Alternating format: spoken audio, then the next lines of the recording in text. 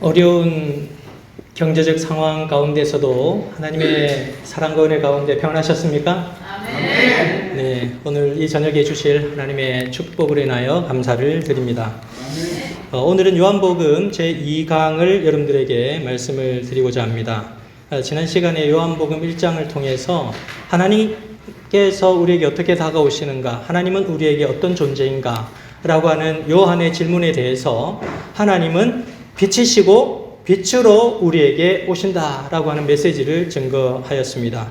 요한복음 1장 후반부의 내용을 통하여서 그런 빛이신 하나님께서는 오늘 우리에게 어떤 사람들을 어떻게 부르셔서 그분의 사역을 진행해 나가시는가, 하나님은 정말 살아계시는 분이시다 라는 것들을 어떻게 증명하시는가 라고 하는 것들을 한번 살펴보도록 하겠습니다.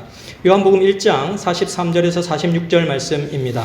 우리 다 같이 함께 봉독해 보도록 하겠습니다. 이튿날 시작. 이튿날 예수께서 갈릴리로 나가려 하시다가 빌립을 만나 이르시되 나를 따르라 하시니 빌립은 안드레와 베드로와 한 동네 벳세다 사람이라.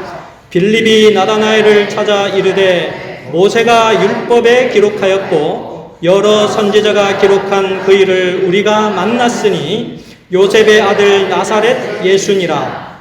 나다나엘이 이르되 나사렛에서 무슨 선한 것이 날 수 있느냐. 빌립이 이르되 와서 보라 하니라. 아멘. 요한복음 1장 35절에서 51절까지는 한 영혼 한 영혼을 주님께로 인도하여서 주님을 믿고 그분의 제자가 되는 과정이 어떤 과정을 통해서 이루어지는지를 저희에게 잘 보여주고 있습니다. 침례 요한이 전하는 기별들을 통하여서 침례 요한의 제자 중에 두 사람이 이제 예수님께로 가게 되는데 그 두 사람은 안드레와 요한이라는 사람입니다. 안드레와 요한은 예수님과 함께 오후 4시부터 합숙 제자 훈련을 하게 됩니다. 그리고 오후 4시부터 합숙 제자 훈련을 하여서 밤새도록 예수 그리스도와 함께 성경 말씀을 연구한 끝에 예수님의 제자가 됩니다. 두 사람 중에 안드레라고 하는 사람이 제일 먼저 이제 시몬 베드로 형제를 찾아갑니다. 그에게 예수님을 전하고 예수님이 어떠한 분이신지를 알려주었더니 베드로가 신속하게 예수님의 제자가 됩니다. 그리고 그 다음날 예수님께서 빌립을 찾아가서 그 빌립을 제자로 부르시는 장면이 나타나 있습니다. 빌립은 구약에 약속된 메시아가 바로 예수님이라는 사실을 깨닫고 흥분하여서 누구를 찾아가느냐 하면 나다나엘이라고 하는 친구를 찾아갑니다. 빌립은 나사렛 예수가 바로 모세와 여러 선지자들이 구약 성경에서 예언한 그 오실 여자의 후손 약속된 메시아다라고 하는 사실을 알려주게 됩니다. 그리고 이제 그런 사실들을 알게 되면서 이 나다나엘의 반응이 어떻게 나타나는지를 여러분 보시면 이렇습니다. 아, 그래? 그 사람이 바로 나사렛 예수고 또 그 사람이 바로 약속된 메시아야? 라는 반응이 아니라 나다나엘이 이르되 나사렛에서 무슨 선한 것이 날 수 있느냐라고 질문을 합니다. 나다나엘은 처음에 빌립이 하는 말을 제대로 알아차리지 못했습니다. 믿지 못하는 이 나다나엘에게 빌립은 어떤 방법을 사용해서 예수님을 소개하였는지 여러분 아십니까? 아까 성경에 읽었는데 와서 보라, come and see 라는 얘기를 합니다. 요한복음 1장 46절에 나다나엘이 이르되 나사렛에서 무슨 선한 것이 날 수 있느냐라고 물으니까 빌립이 뭐라고 얘기합니까? 와서 봐라. 네. 그래서 우리가 다른 사람들에게 복음을 전할 때 여러 전도법이 있습니다. 어떻게 하면 한 영혼을 하나님께로 인도할 수 있을까? 우리는 고민하고 갈등하면서 또 하나님께 좋은 그런 방법을 달라고 기도하면서 어떻게 하면 한 영혼이라도 주님께 이끌 수 있을까를 고민합니다. 그래서 이 방법도 써보고 저 방법도 써보고 여러 방법을 씁니다. 그런데 예수님께서 제일 먼저 제자들을 부를 때에 쓰신 방법은 와서 보라 라고 하는 방법이었습니다. Come and see 전도법이었습니다. 이것은 매우 훌륭한 전도법이라고 할 수 있습니다. 왜냐하면 직접 와서 보고 체험하는 것이 신앙이기 때문입니다. 그래서 와서 보라라고 하는 이 Come and see 전도법은 예수님께서 최초로 시도하신 전도법입니다. 요한복음 1장 39절에 이렇게 말씀을 하시고 계십니다. 예수께서 이르시되 와서 보라. 그러므로 그들이 가서 계신 데를 보고 그날 함께 거하니 때가 10시쯤 되었더라 라고 기록하고 있습니다. 오후 4시쯤 그들의 부르심을 입어가지고 요한과 제자가 가서 그리스도의 복음을 듣고서는 하나님의 은혜를 받게 되었는데 이제 요 빌립 같은 경우에도 이제 빌립 같은 경우에도 그리스도의 복음을 전하여서 이제 계속해서 예수 그리스도를 경험하게 할 뿐만 아니라 여기 요한복음 1장 39절에서도 예수 그리스도를 초청한 다음 그들이 이제 이러한 경험들을 예수 그리스도와 함께하는 그런 경험들을 통하여서 믿음의 확신이 들어가고 있는 모습들을 우리는 보게 됩니다. 그래서 예수 그리스도와 함께 지내보는 것이 정말 중요합니다.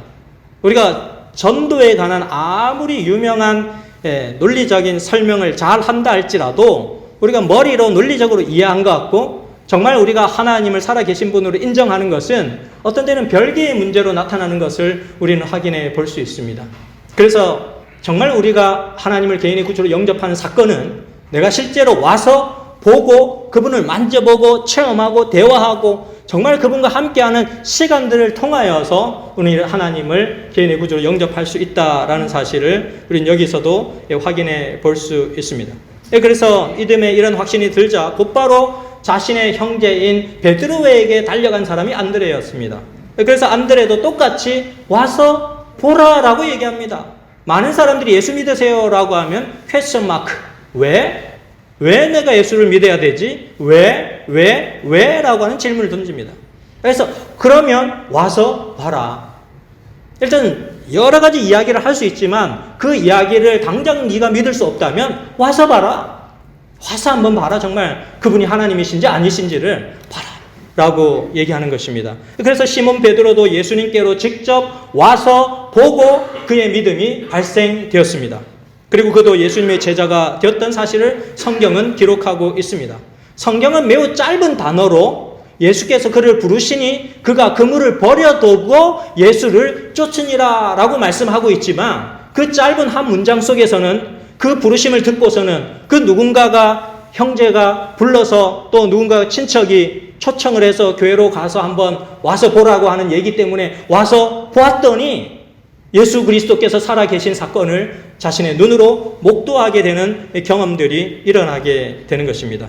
정말 예수님이 진짜 하나님인지 그렇지 않은지는 확인하는 일이 필요합니다.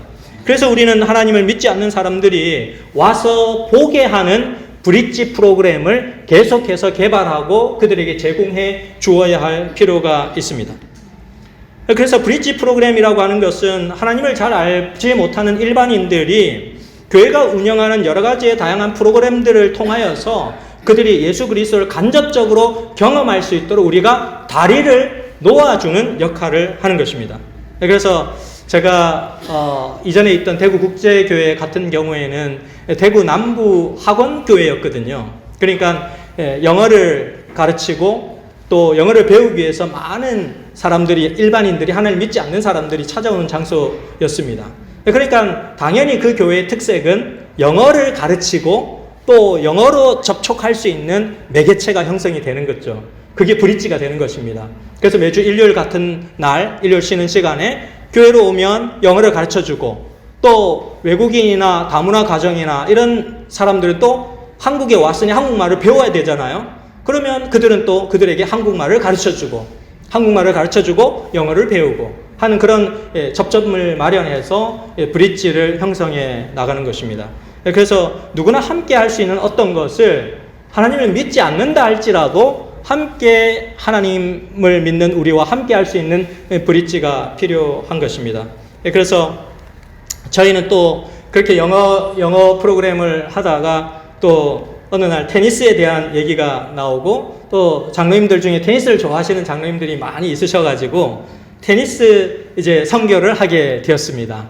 그래서 지역에 테니스 관심이 있으신 분들은 매주 수요일 오후 4시 30분부터 6시 30분 그리고 일요일 날 2번 이렇게 해서 교회로 오시면 이제 우리가 테니스 코트 앞에서 테니스를 배우고 또 함께 할 수 있는 시간을 갖겠다 홍보를 했더니 많은 분들이 참여를 해 주셨습니다.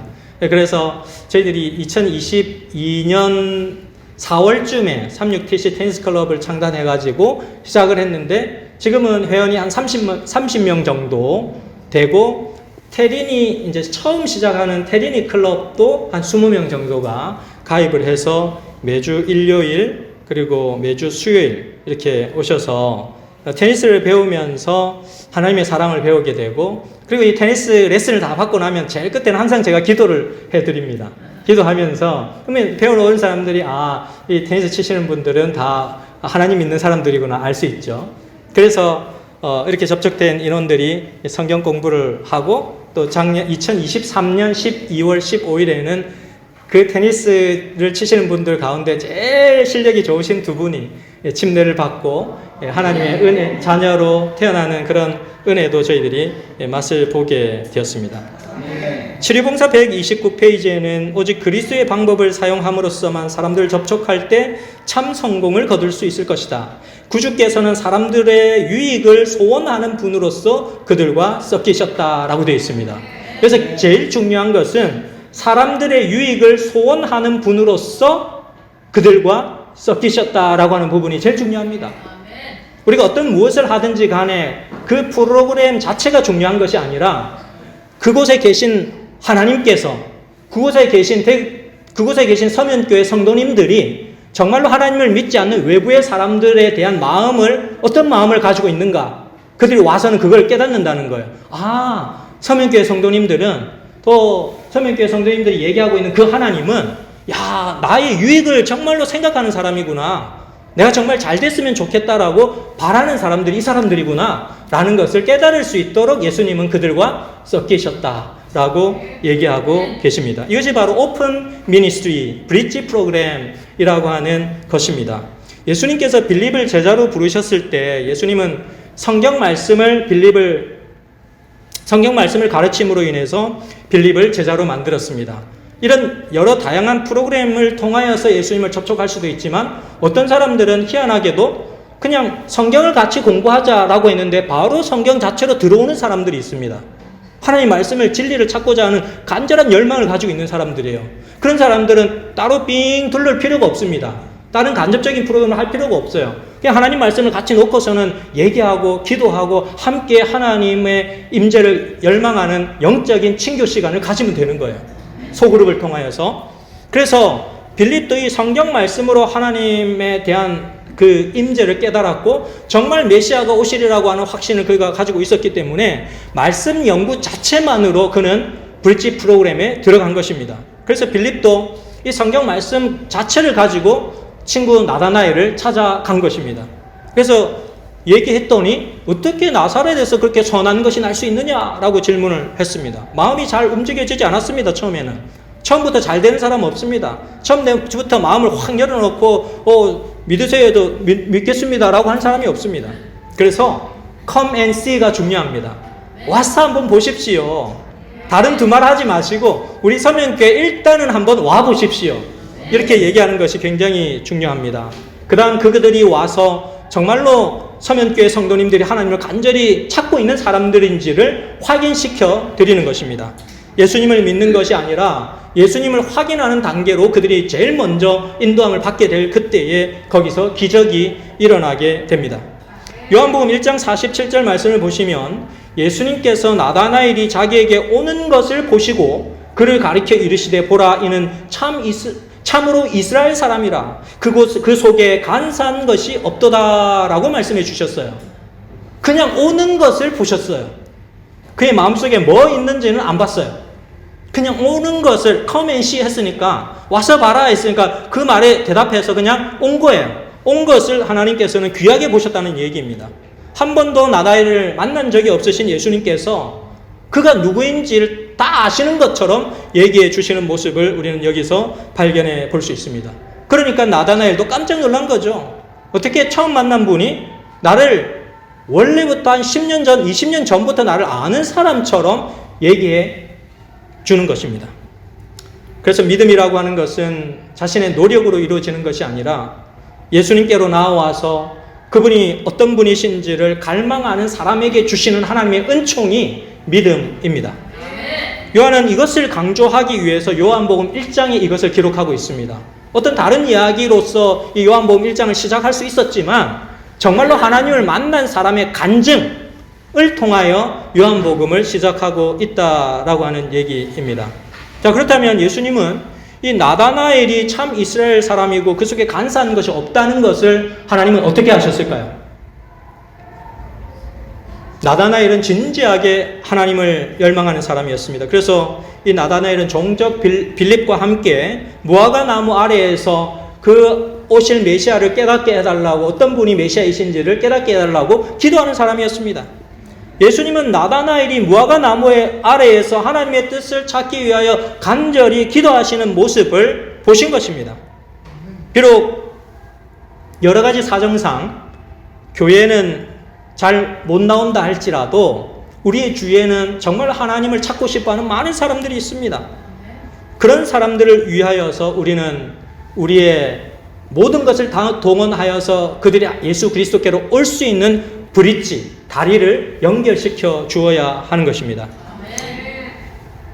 하나님께서 그러한 사람들의 마음들을 알고 계시기 때문에 우리가 그러한 부지런한 브릿지를 개발하여서 예수님과 연결을 시켜주면 그들은 반드시 예수 그리스도를 만나게 됩니다. 요한복음 1장 49절에 나다나엘이 대답하여 랍비여 당신은 하나님의 아들이시요 당신은 이스라엘의 임금이로소이다 라고 얘기하고 있습니다. 한번 와서 보세요 라고 하는 말 때문에 그냥 온 거예요. 딴 거 없습니다. 그냥 빌립과 개인적인 나다나엘의 개인적인 친분 관계 때문에 한번 그냥 가주자, 그렇게 오라고 하니 한번 가주자 라고 해서 온 거예요. 근데 왔더니 하나님의 말씀을 듣고 보니 정말로 약속하신 메시아가 예수 그리스도라는 사실을 확인하고 있는 것입니다. 하나님은 우리의 마음과 생각과 행동을 다 관찰하시는 분이십니다. 우리를 너무나 잘 아시기 때문에 우리를 너무나 잘 도와주실 수 있으신 분도 예수님이십니다. 자신을 너무나 잘 알고 계시는 이 예수님을 보고 나서 이 나다나엘은 깜짝 놀랐어요.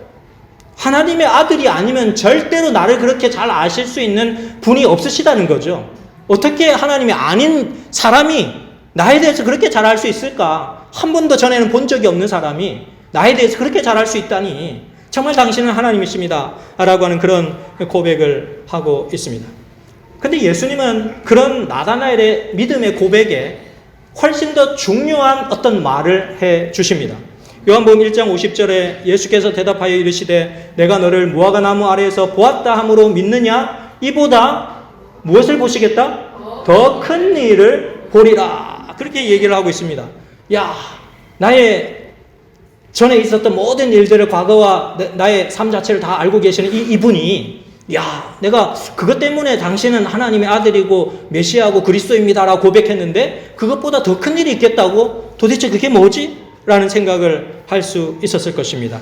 요한복음 1장 51절에서 이어서 이렇게 얘기합니다. 그 더 큰 일이 뭔지를 설명합니다.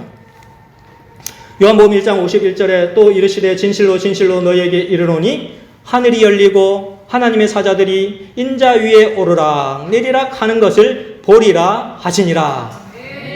이 말씀은 예수님께서 언급한 이 더 큰 일, 해당되는 것인데 이것은 시대의 소망 142페이지에 이렇게 기록을 하고 있습니다. 하나님의 천사들은 땅에서 하늘로, 하늘에서 땅으로 항상 왕래하고 있다. 공고한 자와 고통당하는 자들을 위한 그리스도의 기적은 천사들의 봉사를 통하여 하나님의 능력에 의해 이루어졌다. 온갖 축복이 하나님께로부터 우리에게 오는 것은 하늘의 사자들의 봉사로 말미암아 그리스도를 통하여 서이다. 아멘. 십자가의 구속을 통하여서 예수님으로부터 오는 기적들이 지금 이 시간에도 수없이 천사들의 왕래를 통하여서 우리에게 이루어지고 있다는 사실입니다. 그 예수님 시대에도 천사들의 하늘로서의 왕래를 통하여서 어떤 기적과 같은 일이 이루어졌다면 오늘날 이 시각에도 천사들의 왕래를 통하여서 하나님의 사자들이 그 일을 하고 있다는 사실입니다. 그래서 이 처음 예수님의 부르심을 입고 제자들이 된 이 사람들은 정말 기적과 같은 이 일을 경험한 거예요. 그냥 누군가 오라 해서 한번 가봤는데 거기에는 성령의 역사가 있었고 천사들의 왕래가 있었고 하늘의 영적인 존재들의 강력한 역사들이 일어나고 있었다는 사실을 이제 그들이 정말 하나님을 인정하고 인식하고 난 다음에 깨닫게 되는 것이죠. 여기에 그러한 약속들이 분명하게 기록이 되어 있는데 나다니엘이 이제 그걸 깨달아 가는 것입니다. 어떻게 나 같은 사람을 어떻게 이렇게 자세히 알고 있을까라고 생각했는데 그거보다 네가 더 큰 일 볼 거야 라고 얘기해 주셨는데 그 일이 하늘의 천사들을 통하여 예수 그리스도께서 일으키시는 기적을 그가 이제 예수님을 믿으면 믿을수록 더 발견하게 될 것이다 라고 하는 메시지를 보여줍니다. 이 내용을 다 마무리하면서 요한복음 2장으로 넘어가게 되는데 이 요한복음 2장은 가나의 혼인잔치에 대한 기적들이 나타납니다. 우리가 이해하기에는 기적이지만 하나님께서 보시기에는 하나님의 철저한 계획에 의한 그분의 청사진을 통하여서 이루어지는 역사죠.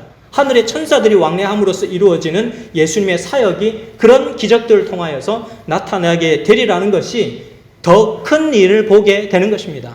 나다나엘이 지금 경험한 것보다 네가 더 깜짝 놀랄 일을 보게 될 거야. 뭐라고? 어떻게 물이 포도즙으로 변하지? 그게 요한복음 2장으로 이어지게 되는 것입니다. 요한복음 2장 1절에서 2절 말씀을 보시면 사흘째 되던 날 갈릴리 가나에 혼례가 있어 예수의 어머니도 거기 계시고 예수와 그 제자들도 혼례의 청함을 받았더니라고 기록합니다. 이 사건은 요한복음에서 기록된 기적에 관한 첫 번째 사건입니다. 요한복음에는 여러분들이 잘 아시다시피 7가지의 다양한 기적들의 얘기들이 등장을 합니다. 그 등장하는 7가지의 표적 이야기는 예수님은 과연 어떤 분이신가? 라고 하는 일반인들의 퀘스천 마크, 하나님을 알지 못하는 사람들에 대한 질문, 거기에 대한 답변으로 이 7가지의 기적들이 서술되고 있는 거예요. 이 7가지의 기적들을 보게 되면 하나님은 어떤 분이신가? 하나님은 하나님이시다. 하나님 외에는 결코 이런 기적을 일으키실 수 없다. 라고 하는 그런 논증으로 요한이 요한복음 2장을 기록하고 있습니다. 그러니까 기적은 기적 그 자체의 목적이 있는 것이 아니라 예수님이 누구이신가를 보다 더 실증적으로, 보다 쉽게 일반인들에게 얘기해 주기 위하여 그 7가지의 기적 사건을 얘기해 주고 있는 것입니다. 그리고 그분에 대해서 그들이 어떤 분이신지를 이제 그런 기적에 일어난 실제적인 사건을 듣고 판단해 달라는 것입니다. 요한은 그러한 목적으로 요한복음 2장을 기록하고 있는 것입니다. 그 요한복음 2장의 이 내용은 갈릴리 가나라고 하는 그 마을에서 열렸던 이 혼인잔치를 배경으로 하고 있는데 이 혼인잔치는 온 마을의 축제였습니다. 그 당시 이스라엘의 혼인잔치는 일주일 정도 그냥 하루 결혼식하고 끝나는 것이 아니라 일주일 정도 계속해서 준비하여서 이제 그 결혼식을 대단히 크고 또 대단한 어떤 동네의 큰 잔치로 그렇게 행했습니다. 그런데 그곳은 그때 당시는 경제적인 형편이 별로 좋지 못했던 그런 시기였기 때문에 마을 사람들이 이 혼인잔치에 참석하게 되면 정말 그동안 못 먹었던 거 배부르게 다 먹고 또 그동안 이야기하지 못했던 것 마을 사람들하고 실컷 얘기하고 즐겁게 하루를 아침부터 저녁까지 실컷 재밌게 놀다가 갈 수 있는 게 혼인잔치 예식이었습니다. 그래서 많은 사람들이 이제 이곳으로 참여를 하게 되는데 그래서 예수 그리스도께서는 종종 하나님의 나라를 어떻게 설명할 것인가 라고 했을 때 하나님은 이 혼인잔치를 하나님의 나라로 비유로 설명하시는 예수님의 모습을 우리는 만나볼 수가 있습니다. 정말 잔치집은 유쾌하고 즐겁고 행복하고 먹을 수 있는 거 마음껏 먹고 좋아하는 사람과 대화해서 많은 얘기를 나눌 수 있고 정말 즐거운 곳이 하나님 나라이다라고 하는 것을 예수님은 그렇게 잔치집을 통하여서 설명을 해 주셨습니다. 여기 혼인 잔치집은 더욱 흥이 나고 행복이 넘치는 그런 곳이었는데 하나님은 우리를 슬프고 힘든 나라로 이끄시는 분이 아니시라 하나님은 우리를 행복하고 즐겁고 기대가 넘치는 곳으로 우리를 인도하고 계신다라는 사실입니다. 그래서 우리의 예배도 하나님의 잔치자리가 되어야 합니다. 예배가 맥이 없고 힘이 없으면 예배를 드리고 나서도 우리는 힘이 빠집니다. 예배를 드렸는데 오히려 마음은 더 텅 빈 것 같은 기분이 들 수 있습니다. 하나님을 예배할 때 정말 잔치집에 온 것처럼 어디에 더 맛있는 것이 있지 하고 눈을 부릅뜨고 찾아보시기를 간절히 바랍니다. 하나님 말씀에 집중할 때에 하나님은 가나 혼인잔치에 주셨던 축복을 우리에게도 주실 것입니다. 자, 그런데 이 요한복음 2장에 가나의 혼인잔치가 딱 이제 펼쳐지게 되는데 여기 문제가 하나 발생됐습니다. 어떤 문제가 발생했습니까? 요한복음 2장 3절에 뭐가 떨어졌어요?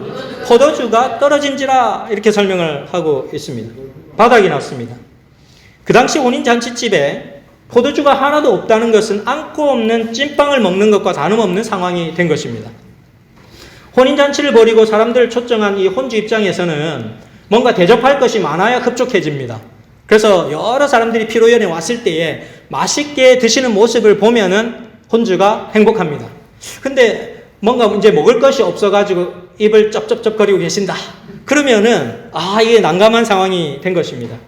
이런 예기치 못한 사건이 발생되었는데 이 문제를 어떻게 해결해 나가고 있는가? 요한복음 2장을 보시면 우리는 그러한 해결의 실마리를 찾아볼 수가 있습니다.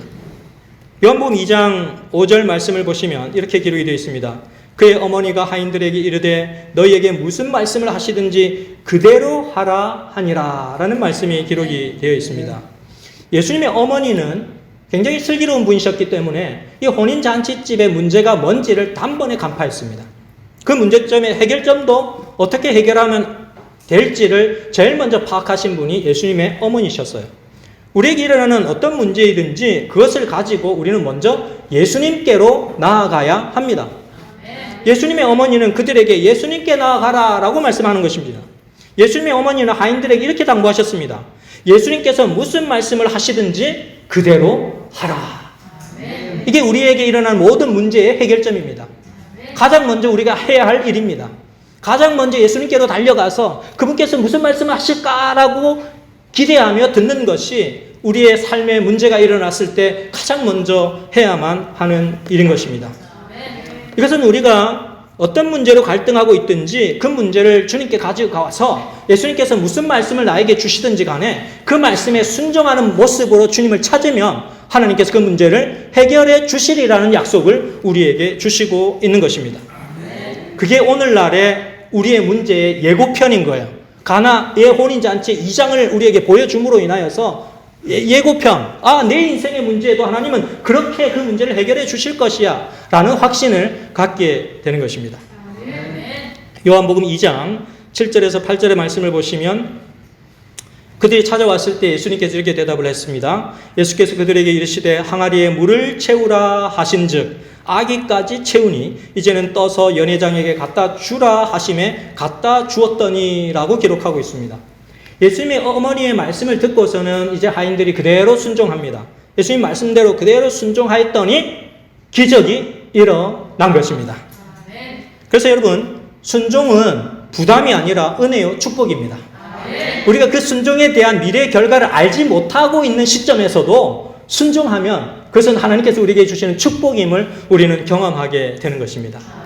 항아리가 6개 있었는데요. 이 한 항아리가 약 100리터의 양을 담을 수 있는 그런 큰 항아리였습니다. 그 당시 그곳은 물이 아주 귀한 동네였기 때문에 바깥으로 나와서 물을 쉽게 구할 수 있는 동네가 아니었습니다. 그래서 사막지대로 물을 구하기는 너무너무 어려운 그런 지역이었기 때문에 정말 100리터, 한 항아리에 100리터니까 6항아리니까 600리터의 물을 구하려고 하면은 이 하인들에게 있어서는 굉장히 힘든 힘든 노동의 일의 결과가 될 수 있었다는 얘기죠. 그런데 이 혼인 잔치집에서 하인들이 여러 가지 일로 또 다른 일들도 해야 되기 때문에 분주한 그러한 일들 가운데서도 이 600리터의 항아리에 물을 가득 담아 놓기 위하여서 그 말씀에 순종하기 위해서 그는 모든 것을 다 집중해서 그 600리터의 물을 채우는 일에 그들은 최선을 다했을 것입니다. 그리고 그 항아리는 원래 포도주를 담는 항아리가 아니라 원래 유대인들이 잔치집에 들어올 때 손님들이 들어오면은 뭐 합니까? 손발을 씻는 정결 예식에 필요한 물을 항아리에 담아두는데 그 항아리는 원래 용도가 그런 용도로 준비되어 있었던 항아리였습니다. 그러니까 하인들이 얼마나 생각하기를 불순종하려면 그 말씀을 안 듣고 핑계를 대려면 할 수 있는 요소들이 너무 많았다는 거예요. 아, 이건 항아리 원래 그 용도로 놔둔 게 아닙니다. 그렇게 말할 수 있었다는 것이죠. 그러나 그들은 그렇게 하지 않고 예수님의 어머니가 얘기하신 말씀대로 그분께서 무슨 말씀을 하시든지 그대로 하라 라고는 말씀에 순종하여서 그들은 그 물을 가득 채우고 그 물을 떠서 이제 연회장에게 갖다 주라 라고 하는 그 말씀에 순종하는 모습을 우리에게 보여줍니다. 물을 떠서 연회장에게 갖다 주라고 하는 그 말씀까지 순종하는 하인들의 모습을 보게 되는데, 그래서 깜짝 놀란 사람이 누굴까요? 물을 떠서 그 물을 연회장에게 갖다 주라고 했을 때, 물을 딱 줬을 때 그 연회장이 딱 마셨는데 뭔가 기적이 일어났잖아요. 그죠? 그랬을 때 깜짝 놀란 사람은 하인이었을까? 아니면 연회장이었을까? 네?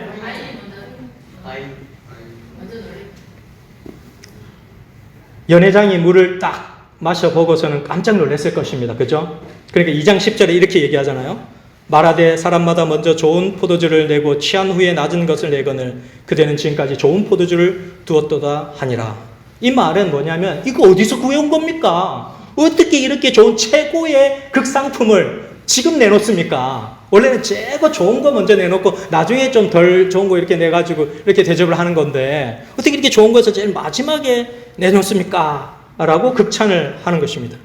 여기에 또 하나의 복음의 비밀이 있습니다.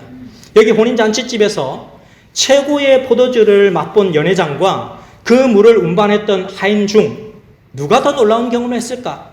직접 운물가로 가서 물을 길어와서 그 물을 운반했던 하인들은 놀랄 노자인 거예요. 받은 사람은 그냥 원래 극상품 포도즙을 줬나 보다 하고 그냥 마셨겠지만 떠간 사람은 실제로 물인 걸 봤잖아요. 물인 걸 분명히 봤고 내가 그 어렵사리 시간을 쪼개가지고 물을 어렵게 떠와가지고 그 물을 줬는데 그 물이 포도즙으로 바뀐 현장을 발견한 사람은 누구였다? 하인들이었다. 그러니까 순종하는 사람들에게 기적의 현장을 하나님께서는 보여주신다는 것입니다. 그들은 커맨시의 체험적 믿음을 갖게 된 거예요. 와서 봐라. 예수님이 어떤 분이신지를 와서 보고 체험해라. 그들은 순종했기 때문에 실제로 하나님이 살아계심을 그들은 경험할 수가 있었습니다.